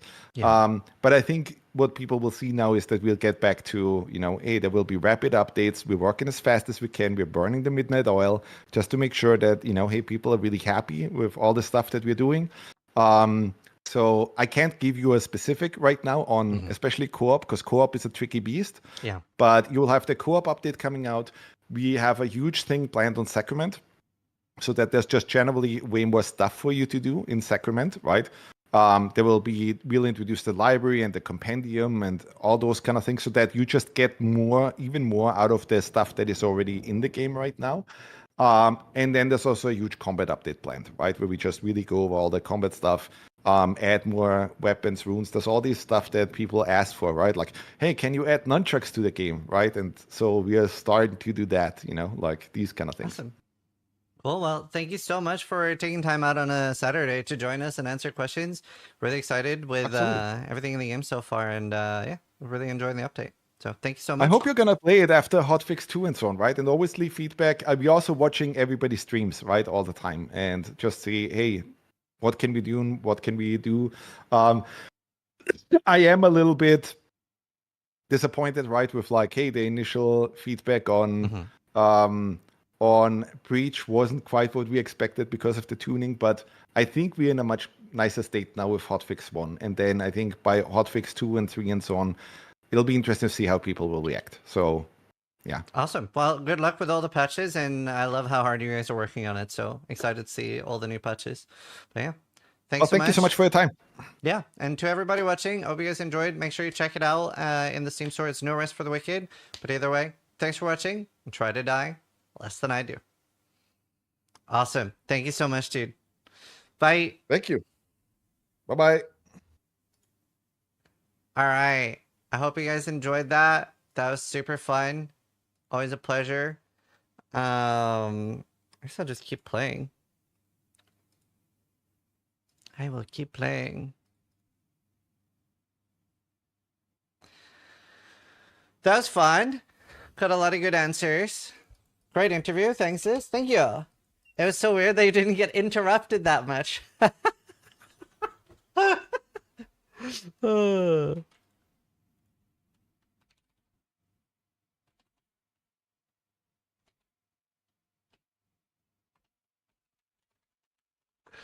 That's funny.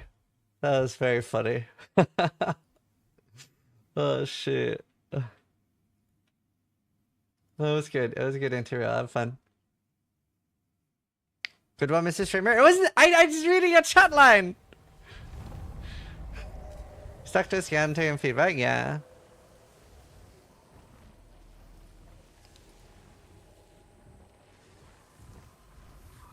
Oh yeah, my wife sent me a picture I want to show you guys of my daughter, of Zana. So obviously we have a lot of toys for our kids, like a lot of things to play with. They're not neglected, but Mila's favorite thing right now is a stick. It's just a stick.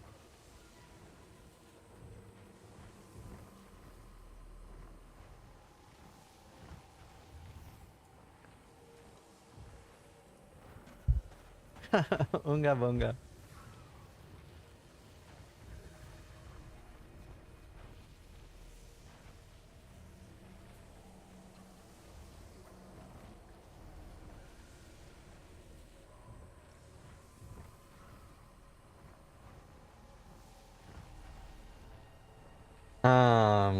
She's Viking.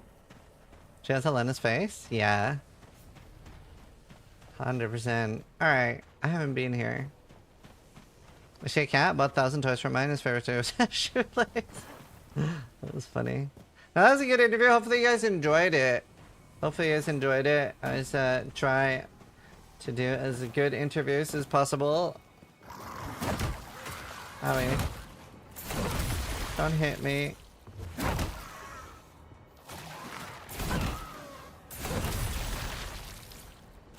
I'm an interview enjoyer. That's good.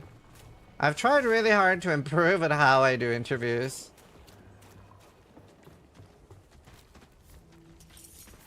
Wait, surely there must be something over here that wouldn't be Whisper. Because I came from the bottom place. Also, I have been here before. I just can't remember where to go next.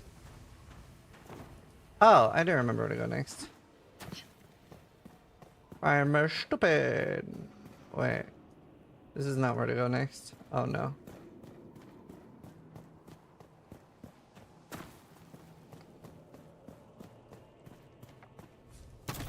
You're doing really well as an interviewer. You improved a lot. Good job. Thanks! It actually happened because Vyro told me that I was dog shit at interviews. And I started like researching like what makes a good interview. And I started like looking into it a lot. And in my opinion, what makes a good interview is when it's a conversation. And that's what I didn't do before. Last PoE interview? No, I think my last interview was a good interview. But it's like, it was it was an important interview to happen. How were your interviews before? So back in the day, I was re-watching my old interview with Chris Wilson back in like 2019, 2020 or whatever. And the thing that annoyed me about how I was doing the interview was that I was so focused on the question I had prepared already. Haha, they updated the loot in PoE 2 because of you, and now you're playing a loot deficient game. Jesus fucking Christ, ban me. Fuck this shit. Do you just want to vent, or do you want to have a conversation? I'm happy to have a conversation with you if you want. But yeah, so a thing that I did when doing the Chris Wilson podcast is I was so preoccupied on the question and I didn't really have any follow-ups. So pretty much no matter what he would say, the follow-up from me would be like, cool, and then move on.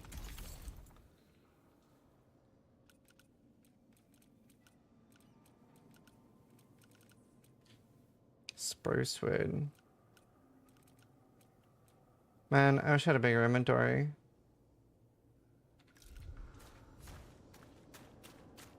Sis will have that combo with you instead of just banning you? Yeah, I like talking to people. Like, you generally, you don't get very far, or you can't really convince somebody to change their stance if when you see something negative and you just call them a fucking retard and ban them. Whereas generally, like, if you talk to people, most people are quite reasonable.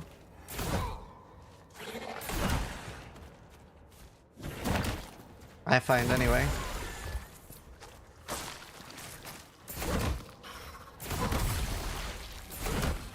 You have two... I know, I really should use the chest. I really should do. Actually, let's go bank now. Does it use...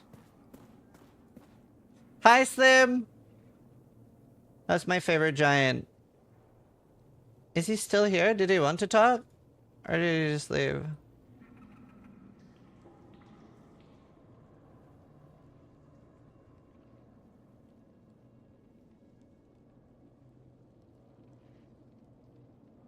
We've had conversations before, I just don't know if he's still here.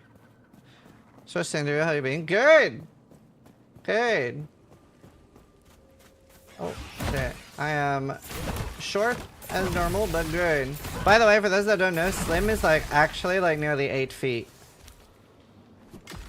It's the only person I've met someone and been like, what the fuck?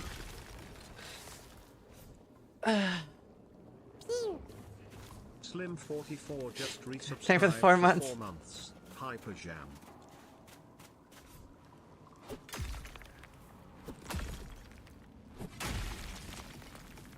Wait, did the guy leave? Did he not want a conversation? Sometimes people just want to vent as well. Like, sometimes people don't want a conversation, and that's fine. Oh no. Alright, I barely did damage.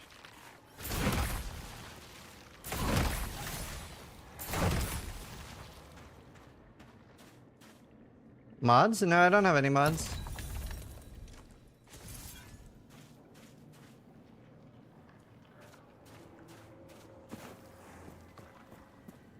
Oh, I should have asked about that. About like the... Oh my...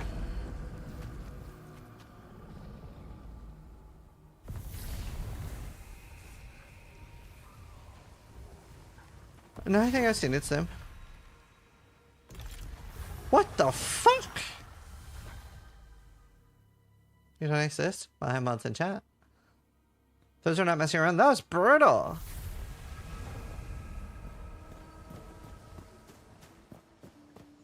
He does plague damage?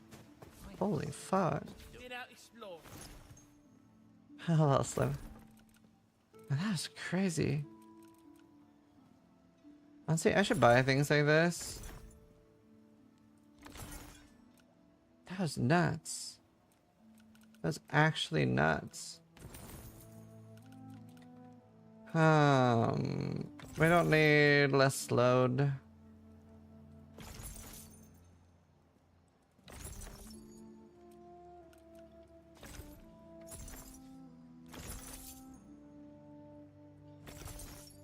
I'll play with that, I guess.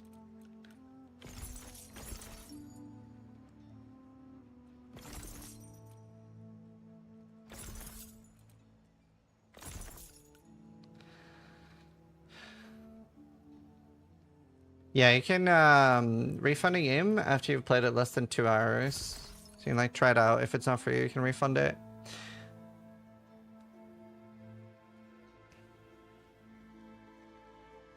Looks like they pulled a rant and leave. That happens. I mean, if you're still here, Xsolar, happy to have a conversation with you. Sometimes people just want to rant. Isn't it 1 hour? Nope. It's 2. He is here. Nah, it lets you add people for like an hour after they've talked. He might just be gone. Hello.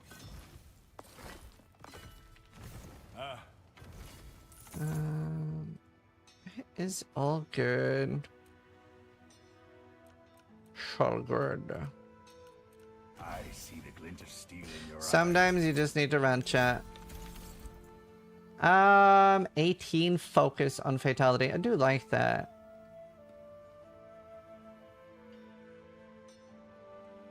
I don't know if I need the stamina recovery. I've been taking health a lot, to be honest. Oh,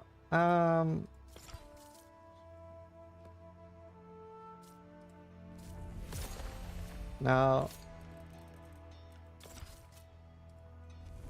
Imbue it with something.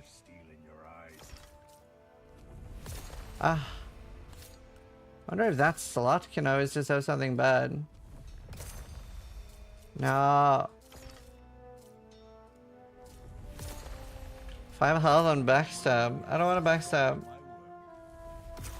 Damn it. Alright. I need more.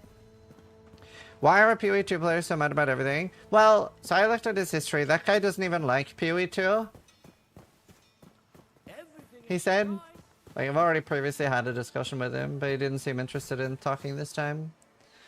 It is what it is.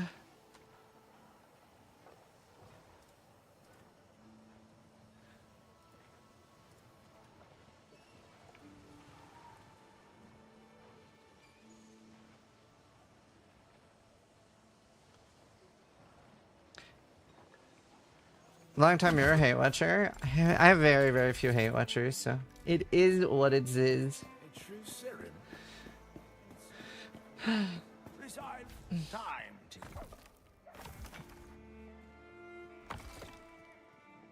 Where's the work ethic anymore? Okay, I don't have any of those. Rockery.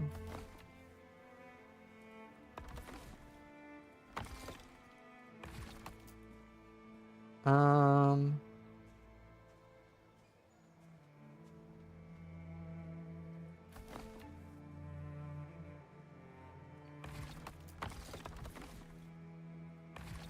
I was working on some level 3s. I don't know what happened to them. Am I done?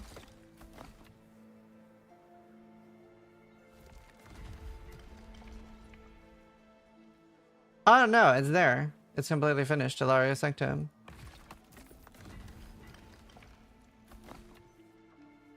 Okay, I need more spruce wood. And iron and clay. Yeah, this is early access. Something I noticed is that people usually don't understand that when making a game is more trial and error. Yeah, I agree.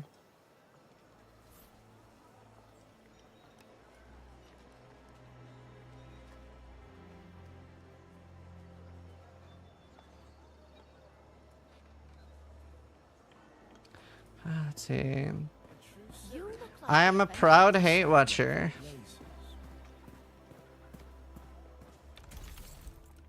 And I'm pretty lucky. I have very limited hateful watchers. Very limited.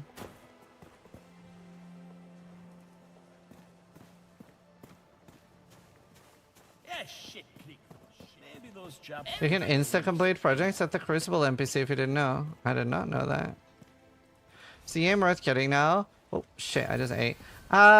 If you like games that are like more Souls-like, you'll probably enjoy it. But I try to warn people, like, if you want like a D4 fantasy type game where you're like right-clicking enemies, this is not the game for you, for sure. 100% not. Like, it isn't that type of game. So I think that's important to mention. Because a lot of people are buying this hoping that it'll be like Path of Exile 1, and it's nothing like that. It's a lot more Souls-like. Could hear your stomach.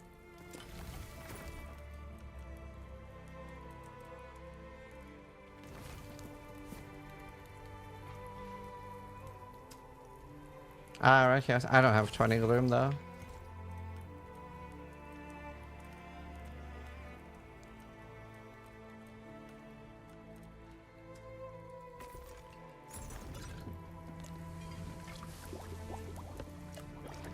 Get that in the run. Oh. But I would use that for crafting.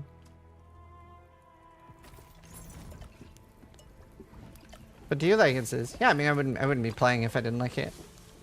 Like, they sponsored me for 2 hours at lunch, but now I'm just playing because I want to play. Or I would not be.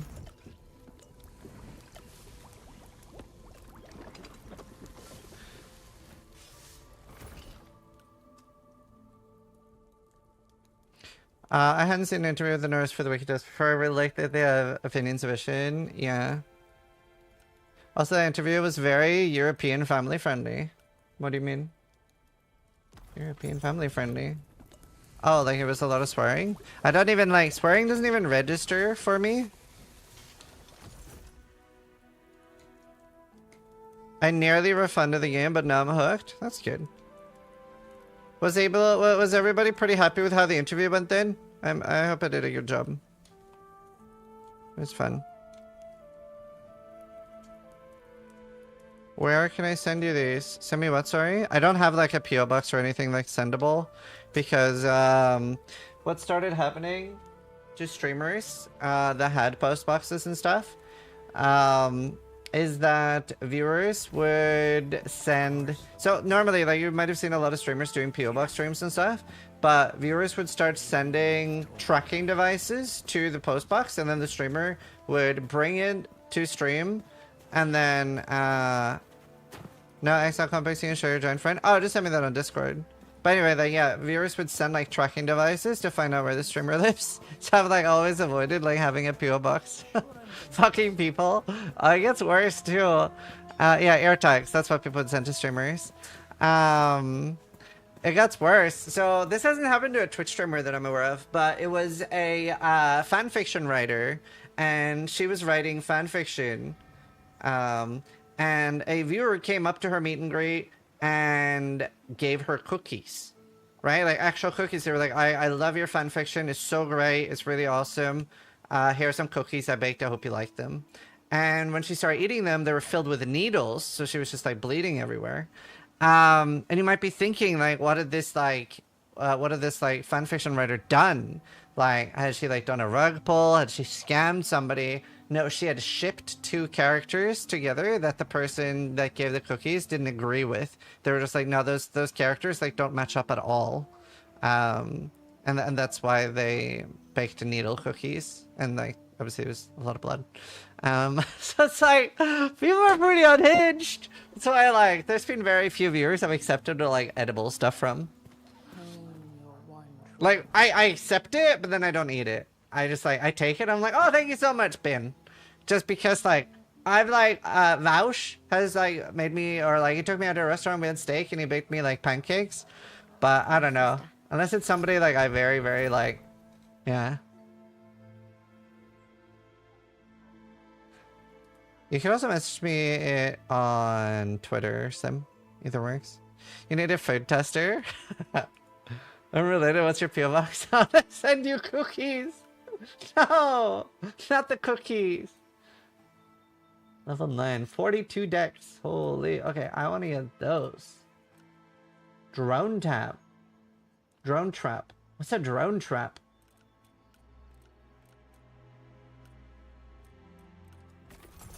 I want it. What is it I don't like? I don't like that one.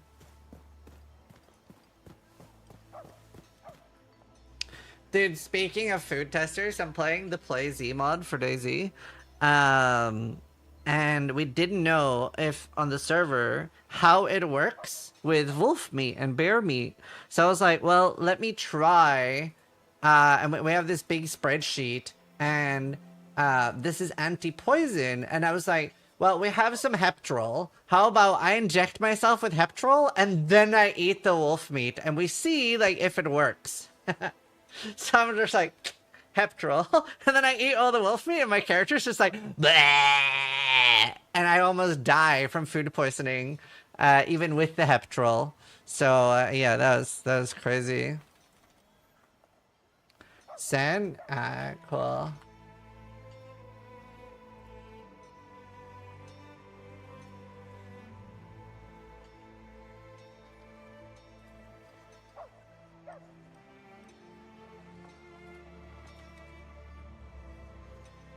Alright, chat.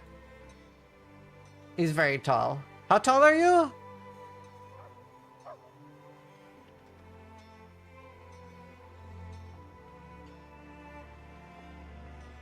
Close to 7 foot.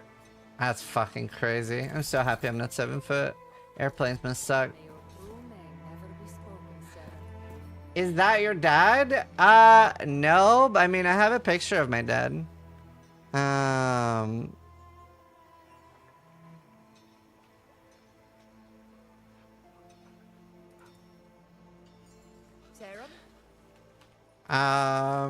Here's a picture of me and my dad. Why cut and slice when you can burn and freeze?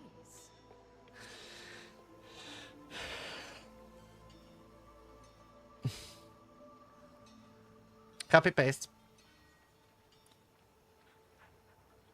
Is your dad younger than you? Even you a new kid? No.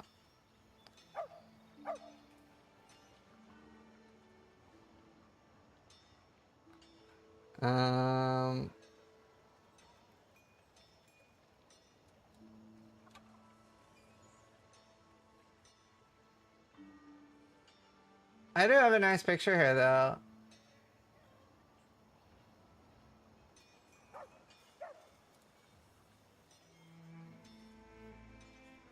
Here's like me, my dad, and my son when he was like... It's funny because at this point, this was when I was 33 and we were all 33 years apart. Because he had me when he was 33, I had my son when I was 33. So we were all exactly 33 years apart.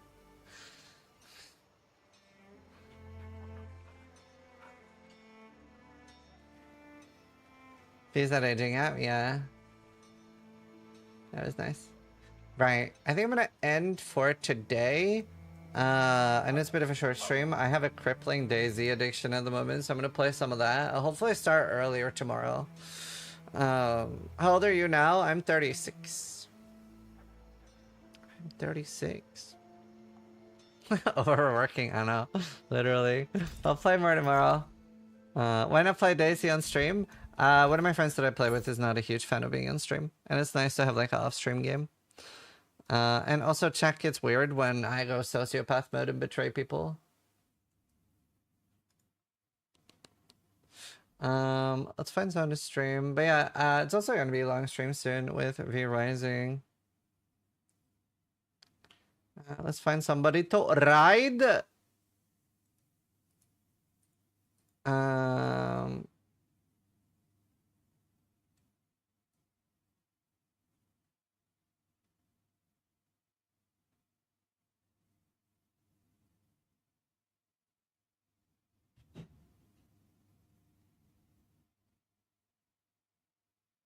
Let's see.